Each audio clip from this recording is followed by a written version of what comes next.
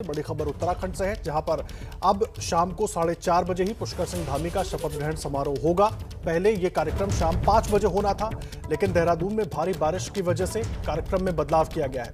आपको बता दें, पुष्कर सिंह धामी 11वें मुख्यमंत्री के तौर पर शपथ लेने वाले थे शाम को 5 बजे, लेकिन कार्यक्रम में अब बदलाव कर दिया गया है। 5 बजे की जगह अब 4:30 बजे ही पुष्कर सिंह धामी का शपथ ग्रहण समारोह होगा। तस्वीरें भी हम आपको दिखा रहे हैं। देहरादून में भारी बारिश की वजह से प्रीपोन कर दिया गया है समय को। पहले ही शपथ ग्रहण हो जाएगा। शाम को 4:30 बजे ही उन्हें शपथ दिलाई जाएगी 11वें मुख्यमंत्री के तौर पर। ये बड़ी जानकारी इस वक्त हम आपको दे रहे हैं। शाम को 5 बजे पहले शपथ ग्रहण समारोह होना था देहरादून में। 11वें मुख्यमंत्री के तौर पर पुष्कर सिंह धामी को शपथ लेनी थी, लेकिन अब ये कार्यक्रम शाम 4:30 बजे ही, यानी कि आधे घंटे पहले ही हो जाएगा। आधे घंटे पहले ही उन्हें देहरादून में मुख्यमंत्री पद की शपथ दिला दी जाएगी। देहरादून में भारी बारिश को देखते हुए कार्यक्रम में थोड़ा सा बदलाव किया गया है। पहले जो 5 बजे शपथ ग्रहण होना था, अब वो शाम 4:30 बजे ही हो जाएगा। और लगातार इस खबर से जुड़ी हर अपडेट हम आप तक पहुंचा रहे हैं। और इस वक्त सबसे बड़ी अपडेट ये कि 4:30 बजे ही शपथ ग्रहण समारोह हो जाएगा। और अब से थोड़ी देर बाद पुष्कर सिंह धामी उत्तराखंड की कमान संभालेंगे। शाम 4:30 बजे देहरादून में पुष्कर सिंह धामी का शपथ ग्रहण समारोह होगा। लेकिन शपथ से पहले ही कई विधायकों के नाराज होने की भी खबर है। नाराज बताए जा रहे सतपाल महाराज से खुद पुष्कर सिंह धामी ने मुलाकात की। पार्टी सांसद अजय भट्ट को भी विधायकों को मनाने की जिम्मेदारी दी गई। अजय भट्ट ने कई विधायकों से बात की। वहीं राज्य के पूर्व मुख्यमंत्री बीसी खंडूरी समेत कई नेताओं से पुष्कर धामी मिले। अजय भट्ट से मुलाकात के बाद बिशन सिंह चुफाल ने कहा कि नाराजगी की खबरें बिल्कुल गलत हैं, लेकिन लगातार पार्टी के कई सीनियर नेताओं की तरफ से संकेत इस तरह के दिए गए कि वो नाराज हैं आलाकमान के इस फैसले से। और उसको लेकर लगातार आलाकमान की तरफ से कोशिशें तेज हो गई थी कि जल्द से जल्द सीनियर नेताओं को मनाया जाए। और ये शपथ ग्रहण समारोह जिस जगह पर होना है, वहां की तस्वीरें हम आपको दिखा रहे हैं। भारी बारिश की वजह से कार्यक्रम में थोड़ा सा बदलाव किया गया है। शाम 4:30 बजे ही शपथ ग्रहण करवाया जाएगा। तमाम लोग वहां पर मौजूद हैं, मीडिया मौजूद है और तमाम नेता भी पहुंच चुके हैं। लेकिन भारी बारिश की वजह से कार्यक्रम में थोड़ी सी अड़चन पड़ती दिख रही है। पहले शाम 5 बजे का वक्त तय किया गया था शपथ ग्रहण के लिए, लेकिन अब कार्यक्रम में बदलाव कर दिया गया है। शाम 4:30 बजे ही, यानी कि अब से कुछ मिनटों के बाद ही पुष्कर सिंह धामी को 11वें मुख्यमंत्री के तौर पर शपथ दिलाई जाएगी। इंतजाम हालांकि वहां पर पूरे कर दिए गए थे, लेकिन भारी बारिश की वजह से कार्यक्रम में बदलाव किया गया है। आज उत्तराखंड के 11वें मुख्यमंत्री के तौर पर पद की शपथ लेने जा रहे पुष्कर सिंह धामी से हमारे संवाददाता नीरज पांडे ने कुछ देर पहले बात की थी। आपको वो भी सुनवाते हैं। हमारे साथ बात करने के लिए हैं उत्तराखंड के नवनियुक्त मुख्यमंत्री पुष्कर सिंह धामी साहब। धामी साहब, पहले तो आपको एबीपी न्यूज की तरफ से बहुत बहुत बधाई। क्या उद्देश्य रहेगा, चूंकि समय बहुत कम है? धन्यवाद। देखिए, मैं सबसे पहले तो माननीय प्रधानमंत्री जी का, हमारे राष्ट्रीय नेतृत्व का, राष्ट्रीय अध्यक्ष जी का, गृह मंत्री जी का और हमारे प्रदेश के सभी कार्यकर्ताओं का, सबका मैं धन्यवाद करना चाहता हूं कि मैं एक सैनिक का पुत्र हूं, एक सिपाही का बेटा हूं और एक सिपाही के बेटे के लिए एक मेरी माँ है जिन्होंने मुझे पैदा किया, एक मेरी जन्मभूमि है और एक पार्टी मेरी माँ है जिसने मेरा विकास किया। और मुझ जैसे एक सामान्य परिवार में पैदा हुए, बिना किसी राजनीतिक पृष्ठभूमि के व्यक्ति को बहुत सारे संगठन में दायित्व दिए, विधायक बनाया और साथ में आज मुख्य सेवक के रूप में उत्तराखंड की जनता का सेवा करने का काम दिया है। तो उनकी जो भी अपेक्षाएं हैं, जो पार्टी नेतृत्व की अपेक्षाएं हैं और उत्तराखंड की जनता की जो अपेक्षाएं हैं, मैं कोशिश करूंगा कि हर संभव उनकी अपेक्षाओं पर खरा उतरूं। उसके लिए मेरा हर संभव प्रयास रहेगा। धन्यवाद आपसे बात करने के लिए। उत्तराखंड के नवनियुक्त मुख्यमंत्री पुष्कर सिंह धामी साहब थे, जिन्होंने साफ तौर पे कहा कि चूंकि कार्यकर्ता हूं, कार्यकर्ता के रूप में एक जिम्मेदारी मिली है और 2022 में उसी जिम्मेदारी के साथ वापस आएंगे। कैमरामैन मनोज के साथ नीरज पांडे, एबीपी न्यूज, देहरादून। और देखिए, संवैधानिक संकट का हवाला देते हुए तीरथ सिंह रावत से इस्तीफा लिया गया। उसके बाद मुख्यमंत्री कौन होगा, इसको लगातार चर्चा होने लगी। सभी सीनियर नेता जो पार्टी में लंबे वक्त से जुड़े हुए हैं, वो अपनी अपनी उम्मीद करने लगे। लेकिन नाम निकल कर आया एक युवा का, और उसको लेकर काफी लोग नाराज हैं, क्योंकि अब तक पुष्कर सिंह धामी 2 बार खटीमा से विधायक तो रहे हैं, लेकिन मंत्री पद भी उन्होंने नहीं संभाला है। तो अनुभवहीनता की बात को लेकर कई सीनियर विधायक और जो नेता हैं वो नाराज हैं कि आखिर ऐसा कैसे। और इसी को लेकर कहा जा रहा है कि अंदर खाने इन नाराज विधायकों को मनाने के लिए तमाम कवायद भी की गई। लेकिन इस बीच बड़ी जानकारी ये कि जो शपथ ग्रहण समारोह शाम 5 बजे होना था वो अब 4:30 बजे ही होगा। और जो कुछ राजनीतिक परिस्थितियां वहां पर बनी हैं उस पर जानकारी ले लेंगे। हमारे साथ हमारे सहयोगी नीरज पांडे भी जुड़ गए हैं और वरिष्ठ पत्रकार प्रदीप सिंह जी भी हमारे साथ जुड़े हुए हैं। सबसे पहले नीरज से एक बार अपडेट ले लेते हैं। नीरज, क्या है ताजा स्थिति वहां पर? 4:30 बजे अब होगा शपथ ग्रहण समारोह राजभवन में।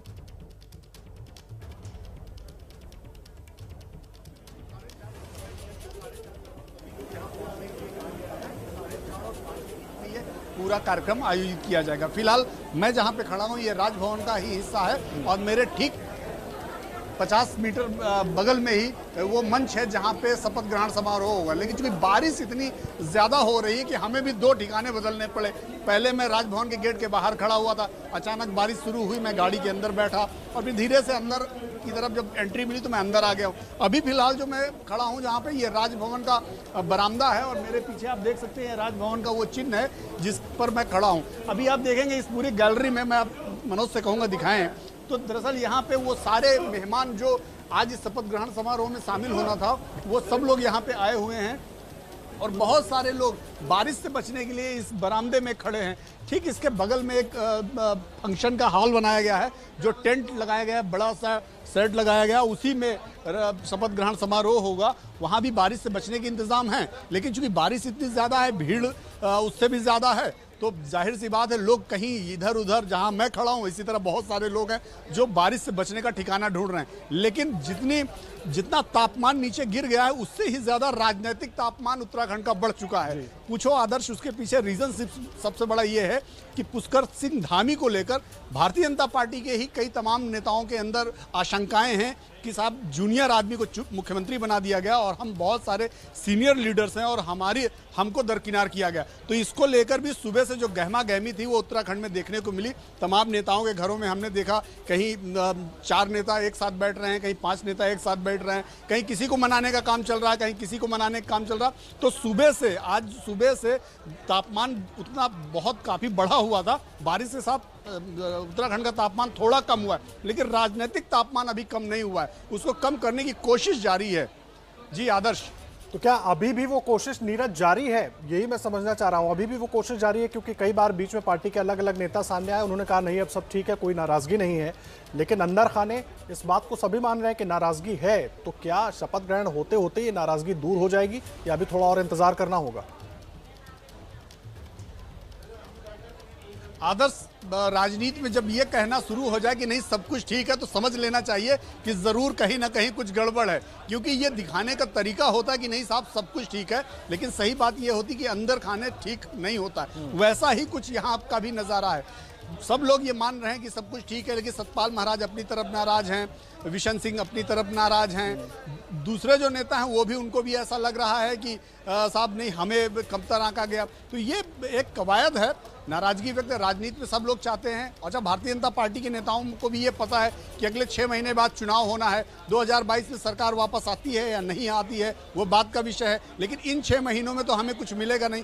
अब जो कवायद चल रही, क्योंकि मुख्यमंत्री कैंडिडेट तो बिल्कुल घोषित हो गया, पार्टी ने तय कर लिया कि पुष्कर सिंह धामी ही मुख्यमंत्री होंगे और थोड़ी देर में शपथ भी ले लेंगे।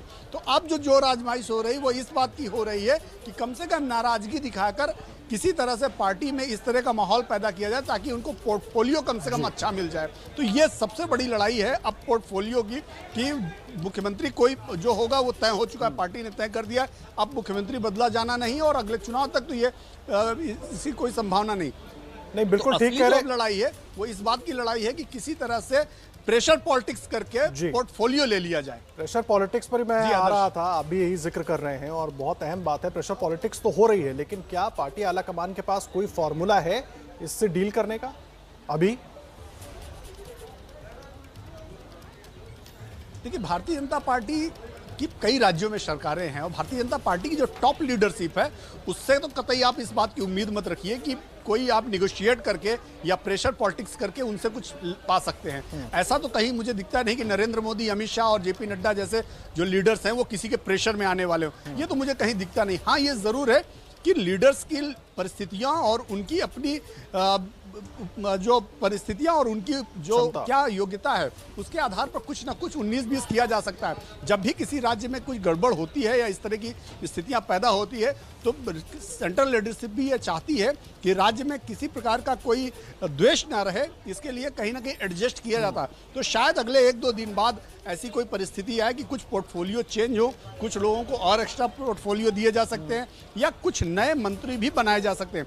ऐसी इन संभावनाओं से इनकार नहीं किया जा सकता, लेकिन फिलहाल केंद्रीय नेतृत्व किसी का प्रेशर लेने वाली की स्थिति में नहीं है। पार्टी का एक मत यह है कि सब लोगों को एक साथ लाके किसी भी तरह से चुनाव में जाया जाए और 2022 में चुनाव जीतकर वापस सरकार बनाई जाए। फिलहाल पार्टी का उद्देश्य यह है। हाँ, ये जरूर है कि बहुत से ऐसे लीडर्स हैं जिनको लगता है कि अब जो मिले वही सही, तो इस समय तो स्थिति ये है कि जो मिल जाए वही सही वाली स्थिति है और इसीलिए ये प्रेशर पॉलिटिक्स हो रही है। ठीक है, आप रहिए नीरज, लगातार नजर बनाकर रखिए, अपडेट आपसे लेते रहेंगे। वहां की तस्वीरें भी नीरज दिखा रहे थे, लगातार बारिश हो रही है, इसकी वजह से थोड़ा बदलाव शपथ ग्रहण के कार्यक्रम में किया गया है, लेकिन बारिश बहुत तेज है, हो सकता है कार्यक्रम में थोड़ा और बदलाव देखने को मिले। नीरज, मैं आऊंगा आपके पास। प्रदीप सिंह जी भी हमारे साथ मौजूद है। प्रदीप जी, नीरज की बात आप पूरी सुन रहे थे, उनसे पूरा अपडेट में लेने की कोशिश कर रहा था, वर्तमान में वहां चल क्या रहा है, आप कैसे देख रहे हैं इस पूरे घटनाक्रम को? क्या थोड़ा जल्दबाजी में कुछ कमी रह गई क्या आलाकमान से? नहीं आदर्श जी, देखिए अभी जो नीरज जो बात कह रहे थे कि आप प्रेशर डालकर इस लीडरशिप से बीजेपी की कुछ हासिल नहीं कर सकते, ये बात बिल्कुल सही है और जो लोग प्रेशर डालने की कोशिश कर रहे हैं उनको भी पता है। लेकिन उसके बावजूद ये होता है कि आप दावेदारी तो पेश करें, आप रोएं तब तो कुछ मिलेगा।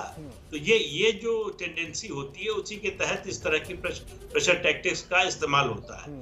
लेकिन होता क्या है कि जब पार्टी के अंदर असंतोष होता है तो भले ही किसी को मिले ना कुछ दबाव डालने से, लेकिन उसका असर सरकार की परफॉर्मेंस पर और संगठन के परफॉर्मेंस दोनों पर पड़ता है और उसका नुकसान होता है।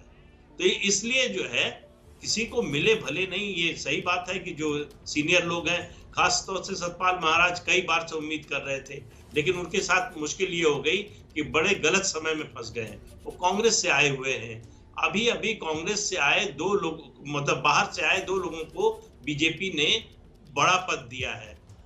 असम में जो है मुख्यमंत्री बनाया हेमंत बिस्वा शर्मा को और तृणमूल कांग्रेस से आए हुए शुभेंदु अधिकारी को जो है लीडर अपोजिशन बनाया है। तो अगर यहाँ भी कांग्रेस से आए हुए किसी नेता को मुख्यमंत्री बना देते तो मैसेज पार्टी में ये जाता कि बाहर वालों को बड़े पद मिलने लगे, अब हमारे लिए जो है गुंजाइश नहीं है। तो उससे क्या है कि कैडर जो है वो निराश होता है। तो इसलिए सतपाल महाराज की दावेदारी चाहे जितनी मजबूत रही हो वो इस समय नहीं बन सकते थे। तो इसीलिए पार्टी ने, मुझे लगता है, ये तय किया कि अगर सीनियर्स में से किसी को बनाएंगे तो झगड़ा और ज्यादा होगा, इसलिए ऐसे व्यक्ति को बनाया जो सबसे जूनियर है और भविष्य की दृष्टि से भी। लेकिन उत्तराखंड में समस्या बीजेपी की दूसरी है, वो ये है कि वो अब लीडरशिप कोई स्टेबलाइज नहीं कर पा रही, जिसको मौका देते हैं वो चल नहीं पाता है, हटाना पड़ता है। भरोसा करते हैं, शपथ दिलाते हैं, मुख्यमंत्री बनाते हैं, इसीलिए पिछले जो है 10 साल में 7 मुख्यमंत्री हो गए भारतीय जनता पार्टी की ओर से। तो ये सिलसिला क्या पुष्कर सिंह धामी के बाद रुकेगा, हमको आपको नहीं मालूम। अगर चुनाव जिताकर लाते हैं पुष्कर सिंह धामी तो निश्चित रूप से उनका कद बढ़ेगा, पार्टी में भी, सरकार में भी, और उन पर भरोसा भी बढ़ेगा। लेकिन अगर चुनाव हार जाते हैं तो एक और फेल्ड लीडर के रूप में उनको याद किया जाएगा। तो कुल मिलाकर स्थिति ये है कि सब कुछ ठीक नहीं है उत्तराखंड भाजपा में। शपथ ग्रहण से पहले यशपाल आर्य के घर पर एक अहम बैठक हुई है। बैठक में बिशन सिंह चुफाल, धन सिंह रावत शामिल हुए। यतीश्वरानंद, महेंद्र भट्ट भी इस बैठक में शामिल हुए हैं। धन सिंह रावत बैठक के बाद बोले कि नाराजगी की खबरें बिल्कुल गलत हैं और सब कुछ ठीक है पार्टी के भीतर। नीरज पांडे मेरे सहयोगी इस वक्त राजभवन से, देहरादून से हमारे साथ जुड़े हुए हैं। नीरज, यशपाल आर्य के घर भी अहम बैठक हुई, उसके बाद धन सिंह रावत ने कहा कि सब कुछ ठीक है। हालांकि अब तस्वीरें हम दिखा रहे हैं, नेताओं के विधायकों के पहुंचने का सिलसिला शुरू हो गया है, लेकिन अंदर क्या कुछ और चल रहा है, कुछ अपडेट मिला? नेतागण तमाम सारे लोग यहाँ पे पहुंच रहे हैं। देखिए, लगातार बैठकों का दौर आज देखने को मिला। यशपाल आर्य के घर में एक बैठक हुई, फिर उसके बाद सतपाल महाराज के घर पे एक बैठक हुई। मुख्यमंत्री पुष्कर सिंह धामी खुद सतपाल महाराज के घर पहुंचे। दरअसल ये कवायद इस बात की थी कि किसी तरह से जो सीनियर लीडर्स हैं उनको मना लिया जाए कि भाई आप किसी बात का विरोध ना करो, क्योंकि माना जा रहा था यशपाल आर्य भी इस बात से नाराज हैं कि जो सीनियर लीडर्स हैं उनको इग्नोर किया गया। बिशन सिंह सुबह नाराज पता चल रहे थे कि सुबह नाराज है, बाद में खैर वो भी मीडिया के सामने आए, उन्होंने कहा नहीं ऐसी कोई नाराजगी नहीं है। सतपाल महाराज कल से निकले ही नहीं, कई लोगों का फ़ोन ही नहीं उठा रहे थे। बाद में सतपाल महाराज के यहाँ मुख्यमंत्री को खुद जाना पड़ा। धन सिंह रावत, बिशन सिंह और जो दूसरे लीडर्स हैं वो लोग भी सतपाल महाराज के घर गए और उसके बाद वहाँ से निकलने के बाद उनका नहीं, सब कुछ ठीक है, कोई नाराजगी नहीं है। तो दरअसल तो प्रदेश को अच्छी तरह लेकर जाएंगे। बहुत सुंदर नेताओं की नाराजगी की बात आ रही है। आप लोग चूंकि यहाँ पे इतने दिनों से राजनीति कर रहे हैं, तो क्या लगता है कि जो नेता नाराज हैं उसका नुकसान होगा? नहीं, नुकसान के परिवार का मामला अपने मन जाएंगे, ऐसा कुछ नहीं। नाराज तो सब घर में भी होते हैं, नाराजगी तो कोई दिक्कत है नहीं। मतलब आप मान रहे हैं कि नाराजगी है, लेकिन परिवार का मामला है दूर। परिवार का दूर कैसे, भाई सभी चाहते हैं, मैं भी चाहता हूँ मैं बन जाऊँ। मुझे लगे कि कई लोग इस दावेदार को थोड़ा सा इतना तो रहता ही है, पर ऐसा नहीं है कि कोई नाराजगी ऐसी नहीं है कि दिक्कत हो। तो भाजपा परिवार है, जिस दिन होंगे सब आज यहीं दिखाई देंगे आपको। तो जाहिर तौर से बात है कि ये भी उत्तराखंड में विधायक है और जिस तरीके से इनका बयान आ रहा है कि